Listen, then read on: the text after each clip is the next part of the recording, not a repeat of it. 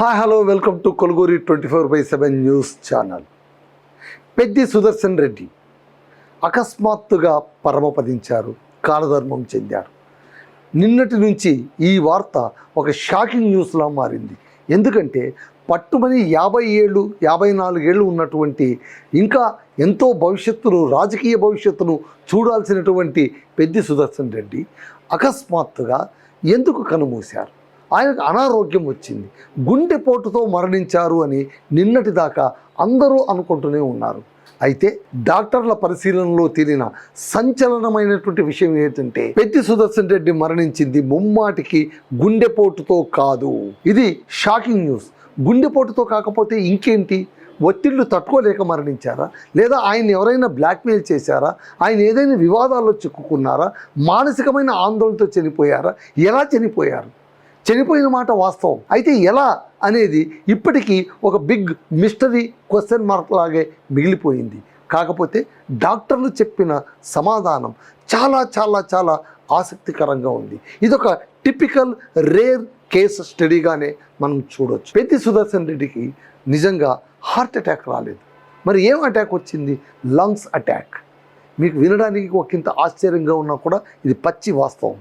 ఊపిరితిత్తులో మూసుకుపోయి గాలి ఆడకపోవడంతో, oxygen generate కాకపోవడంతో, ప్రాణవాయువు శరీరంలో ఆడకపోవడంతో బ్రెయిన్ డెడ్ అయి ఆయన మరణించారు. ఇది పచ్చి వాస్తవం.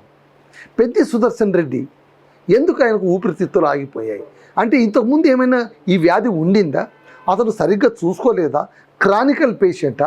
ఏంటి ఈ కథాకమామేషి ఏంటి అంటే డాక్టర్లు చెప్పిన చాలా ఆసక్తికరమైన విషయాలు ఏంటంటే కొంతమందికి అంటే మనకు రోగాలు 2 రకాలుగా ఉంటాయి, వ్యాధులు 2 రకాలుగా. ఒకటి జెనెటిక్ అంటే వ్యాధులు, జెనెటిక్ డిసీజెస్ అంటారు. ఇంకొకటి లైఫ్ స్టైల్ డిసీజెస్ అంటారు. లైఫ్ స్టైల్ డిసీజెస్ అంటే ఏంటి?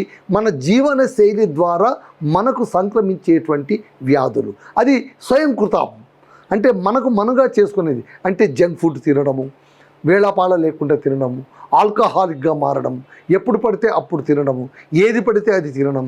దీని ద్వారా ఊబకాయం, ఒబేసిటీ, డయాబెటీస్ ఇలాంటివన్నీ వచ్చి చివరికి అది ప్రాణాంతకంగా మారడం. ఇవన్నీ కూడా ఒక వయసు వచ్చాక మనకుగా మనం మన శరీరాన్ని చాలా అజాగ్రత్తగా, క్రమశిక్షణ రాహిత్యంగా నిర్వహించుకోవడం వల్ల వచ్చేటువంటి వ్యాధులు. అయితే వీటిని సరి చేసుకోవడానికి చాలా అవకాశం ఉంటుంది. మన జీవనశైలిని మనం సరిదిద్దుకుంటే ఖచ్చితంగా చాలా రోగాలు మన నుంచి దూరం అయిపోతాయి.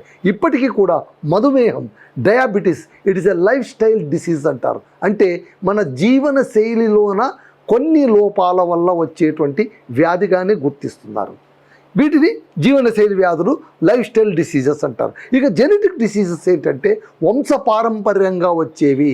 వాళ్ళు ఎంత జాగ్రత్తగా ఉన్నా కూడా వంశపారంపర్యంగా పెద్దలు మనకిచ్చినటువంటి ఆస్తి. అందుకే అంటుంటారు పెద్దలు మనకు సంపద ఇవ్వకపోయినా ఆరోగ్యాన్ని ఇస్తే చాలు. కొంతమంది జెనెటిక్ స్ట్రక్చర్, జెనెటిక్ హిస్టరీ ఎలా ఉంటుందంటే వాళ్ళు 90 ఏళ్ల దాకా నిక్షేపంలో బతుకుతారు. మరి కొంతమందికి ఎంత చేసినా కూడా వాళ్ళకు బీపీ ఉండదు, షుగర్ ఉండదు. ఇవి 2 లేకపోవడానికి, దీర్ఘకాలికంగా బతకడానికి, బతికినంత కాలం ఏ రోగాలు లేకుండా హాయిగా బతకడానికి కొన్ని సందర్భంలో జెనెటిక్ ప్రధాన కారణమవుతుంది. దీన్ని మనం తెలుగులో చెప్పాలంటే జన్యుపర వ్యాధులు. జన్యుపరవాల వ్యాధులు అంటే వంశానుక్రమణంగా మనకు సంక్రమించేటువంటి వ్యాధులు అన్నమాట. సో మనకు జీన్స్, డిఎన్ఏలోన మనకు ఆ స్ట్రక్చర్ ఉంటుంది. ఆ లెక్కలోన పెద్ది సుదర్శన్ రెడ్డికి వచ్చింది జన్యుపరమైనటువంటి సమస్య. ఇదే అని డాక్టర్లు చెప్తున్నారు. ఖచ్చితంగా అది జన్యుపరమైన సమస్యలు అయి ఉండొచ్చు. ఏంటి రేర్ డిసీజ్ అంటే ఆయన రక్తనాళాలు కాలి భాగంలో పాదాల కింద ఉన్నటువంటి రక్తనాళాల దగ్గర బ్లడ్ క్లాటింగ్స్ ఏర్పడ్డాయి. ఈ బ్లడ్ క్లాటింగ్స్ బ్లడ్ ప్రవాహంతో పాటు అలా ప్రయాణం చేస్తూ పెద్ద పెద్ద క్లాట్స్ ఊపిరితిత్తుల్లోకి వెళ్ళిపోయి ఊపిరితిత్తుల్ని బ్లాక్ చేయడం వల్ల అక్కడ ఊపిరి ఆడక, మనం గమనిస్తే పెద్ది సుదర్శన్ రెడ్డి గారు ఇంట్లో పోయి కుర్చీలో కూర్చొని నాకు గాలి ఆడట్లేదు, కాస్త ఫ్యాన్ వేయండి అన్నారని మనం విన్నాం కదా. గాలి ఆడకపోవడం, ఊపిరి ఆడకపోవడం, వీటికి కారణం ఏంటంటే ఊపిరితిత్తులు అటాక్ అయిపోవడం, అవి నిస్తేజంగా మారిపోవడం. వాటికి కారణం ఏంటంటే రక్తపు కణితులు ఊపిరితిత్తుల్లోకి ప్రవేశించడం. ఇది కణితులు ఎందుకు తయారవుతాయి, బ్లడ్ క్లాటింగ్స్ ఎందుకంటే ఇది జెనెటిక్ ప్రాబ్లం. అయితే డాక్టర్లు చెప్తున్నది ఏంటంటే పెద్ది సుదర్శన్ రెడ్డి మరణం హఠాత్తుగా సంభవించింది కాదు. మనకు హఠాత్తుగా సంభవించిందిలా కనిపించినా కూడా ఇది హఠాత్ మరణము కాదు, గుండెపోటు అంతకన్నా కాదు. దీనికి ముందుగానే ఏవో కొన్ని సంకేతాలు ఆయనకు అందే ఉంటాయి. ఆయన కాస్త అనారోగ్యం పాలయ్యి ఉంటారు. బహుశా వాటిని నెగ్లెక్ట్ చేయడము, నిర్లక్ష్యంగా ఉండడము, పనిలోన బిజీలోన మర్చిపోవడము, వీటన్నిటి కారణాల వల్ల ఖచ్చితంగా ఆయనకు ఈ ప్రమాదం ఏర్పడింది. కాబట్టి కాళ్ళవాపు రావడం. కాళ్ళవాపు ఎందుకు వస్తుంది? మనకు కాళ్ళవాపు వచ్చిందంటే వెంటనే మనం ఏమనుకుంటాము, మనం ఊబకాయమైనా అయి ఉండాలి, లేదా మనకు కిడ్నీ ప్రాబ్లం అన్న వచ్చి ఉండాలి. కిడ్నీ ప్రాబ్లంకు అంటే మూత్రపిండాల వాళ్ళకు వ్యాధులు వచ్చాయని గుర్తించడానికి మొట్టమొదటి సిమ్టమ్ ఏంటంటే పాదాలు వాచిపోవడం. అలా కాకుండా ఇక్కడ బ్లడ్ క్లాటింగ్స్ వల్ల పాదాలు వాచిపోయాయి. పైగా ఊపిరి అందకపోవడం, 4 అడుగులు వేస్తేనే ఆయాసం అనిపించడం, ఇవన్నీ కూడా పెద్ది సుదర్శన్ రెడ్డి శరీరంలోన సంభవించి ఉంటాయి అని డాక్టర్లు 100% ఖచ్చితంగా చెప్తున్నారు. బహుశా వీటిని గుర్తించడంలో వైఫల్యమేమో కానీ ఇది రావడంలో వైఫల్యం కాదు. కాబట్టి ఆయనకు గుండె ఆగి చనిపోలేదు, ఆయనకు హార్ట్ అటాక్ వచ్చింది, గాలి ఆడకుండా హార్ట్ అటాక్ వచ్చింది. ఆ గుండెపోటు వచ్చినా కూడా మనం ఒక మాట విన్నాం, అక్కడ ఉన్నటువంటి స్థానిక డాక్టర్లు విశ్వ ప్రయత్నం చేసి 9 సార్లు CPR చేయడంతో గుండెకు లయ తెప్పించగలిగారు. మరి గుండెకు లయ తెప్పించినా కూడా ఎందుకు ఆయన మరణించారు?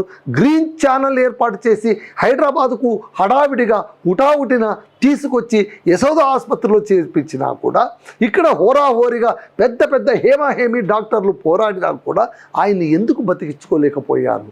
అప్పటికే ఆలస్యమైంది. ఆలస్యం అమృతం విషం అనేది మన ఆరోగ్య విషయంలో ఖచ్చితంగా ఉంటుంది. ముఖ్యంగా గుండెపోటు సంభవించినప్పుడు మనకు గోల్డెన్ అవర్ అని ఉంటుంది.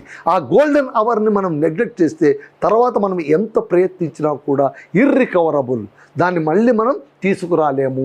ఇక్కడ కూడా ఏంటంటే మెదడుకు ఆక్సిజన్ అందకపోవడం వల్ల మెదడుకు 8 నిమిషాల పాటు ఆక్సిజన్ సరఫరా లేకుండా ఉంటే ఆ మెదడు చచ్చిపోతుంది. దాన్నే మనం వైద్య పరిభాషలో బ్రెయిన్ డెడ్ అంటాము. ఈ బ్రెయిన్ డెడ్గా ఉన్నప్పుడు మిగిలిన అవయవాలు పనిచేస్తూ ఉంటాయి, కానీ అవి దిక్కు మొక్కు లేకుండా పనిచేస్తుంటాయి. వాటికి దిశానిర్దేశం చేసే సిగ్నలింగ్ వ్యవస్థ మన బ్రెయిన్, మన మెదడు ఆగిపోవడం వల్ల, అంటే మెదడు ఆగిపోవడం అంటే ఏంటంటే కరెంట్ ఆగిపోవడమే. కరెంట్ పోయిందనుకోండి, స్విచ్ ఆఫ్ చేసామనుకోండి, ఏ బల్బులు వెలగవు. అలాగే మన బుర్రలో కూడా సిగ్నల్ వ్యవస్థ ఆగిపోవడం ఎప్పుడంటే ఆక్సిజన్ అందకపోతే. బుర్ర పనిచేసేదే కంప్లీట్ ఆక్సిజన్. అసలు మన శరీరం పనిచేసేదే ప్రాణవాయువుతో. ఈ ప్రాణవాయువును సరఫరా చేసేది రక్తము, రక్తంలోని హిమోగ్లోబిన్ నుంచి మనకు ఆక్సిజన్ అందుతుంది. ఎప్పుడైతే గురుత్వాకర్షణకు వ్యతిరేకంగా చూడండి, మీకు కింది భాగంలోన రక్త ప్రసారం జరగడం అనేటువంటిది పెద్ద ఇబ్బంది కాదు, బట్ గుండె పంప్ చేసినప్పుడు రక్తం పైకి వెళ్ళాలి, ఎందుకంటే మన మెదడు పైన ఉంది. సో ఆ పైకి రక్తం అందితే తప్ప ఆక్సిజన్ అందదు. ఆక్సిజన్ అందకపోతే బ్రెయిన్ డెడ్ అవుతుంది. ఆ విధంగా 8 నిమిషాలు, బహుశా హనుమకొండ నుంచి సికింద్రాబాద్కు తీసుకురావడానికి ఎంత వేగంగా వాళ్ళు వచ్చినా కూడా టైం పట్టింటుంది. కాబట్టి ఆ గ్యాప్లోన బ్రెయిన్ డెడ్ అయిపోయింది. అందుకోసమే పెద్ది సుదర్శన్ రెడ్డి మనకు అందకుండా పోయారు, మరణించారు. ఇంత చిన్న వయసులో మరణించడం బాధాకరమే. కేసీఆర్ గారు కన్నీరు మున్నీరయ్యారు, కేటీఆర్ కన్నీరు మున్నీరయ్యారు.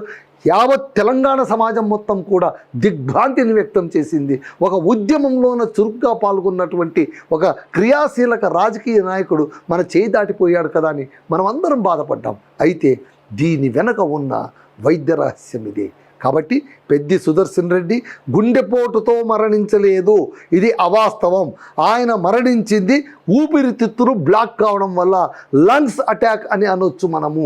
అది ఎందుకు జరిగిందంటే కాలి పాదాల దగ్గర ఉన్నటువంటి రక్త ప్రసరణలోన క్లాట్స్ క్రియేట్ అయ్యి అవి మెల్లగా పైకి వచ్చి ఊపిరితిత్తుల్లోన సెటిల్ అయిపోయి వాటన్నిటి ద్వారాలను మూసివేయడం ద్వారా గాలి ఆడక, ఊపిరి ఆడక బ్రెయిన్ డెడ్ అయిపోయి, హార్ట్ డెడ్ అయిపోయి పెద్ది సుదర్శన్ రెడ్డి అసలు భాష. అదండి వైద్య రహస్యం. Thank you all.